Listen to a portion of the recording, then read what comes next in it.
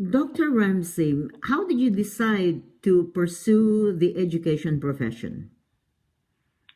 Because from the time I was a kid, I was 7 years old, I lined up all my dolls.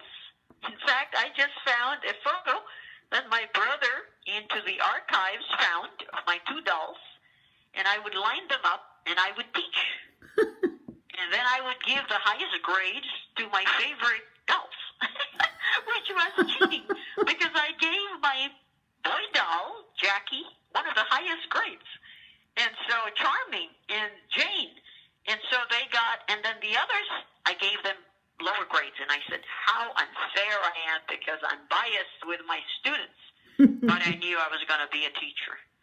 And so the blackboard and the chalk were my first implements of education. I love the day when the teacher told me, will you please erase the blackboard?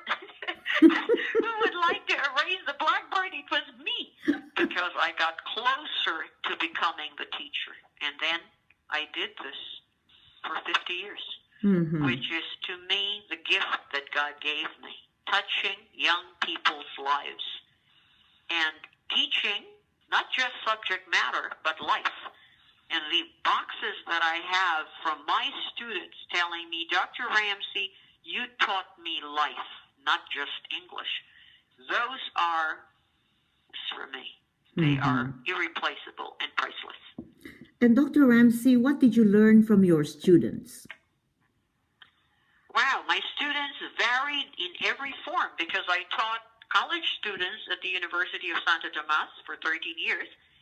Then I went to international school, which was high school, and that was a different breed of cat because the high school students are adolescents. And then I continued into Yeshiva University High Schools of Los Angeles, and in fact, my principal at Yeshiva was just with me at the Ronald Reagan Presidential Library screening, and he said to me, gosh, Raquel, you haven't changed a bit. This is like 25 years. And so it was just amazing. And so when I said my principal and I introduced him to all of this body of 350 people, and he said that they approached him and they asked, was she your student? He said, no, she was a staff member. She taught speech and debate, and she taught English at the Yeshiva University High Schools of Los Angeles. So, I mean, to me, it is a full cycle of all the people. And then I went to Beverly Hills High School, 24 years there. So that completed my 50 years in the profession, and that was March. When Ed passed away, March 7, 2013, I finished the term on June 15 because I had completed 50 years. I had promised him that I will finish 50 years, even if I could have stayed longer at Beverly Hills High School, and my colleagues were telling me, please to stay. I said, no. And now I understand God had another plan for me, and of course that was it.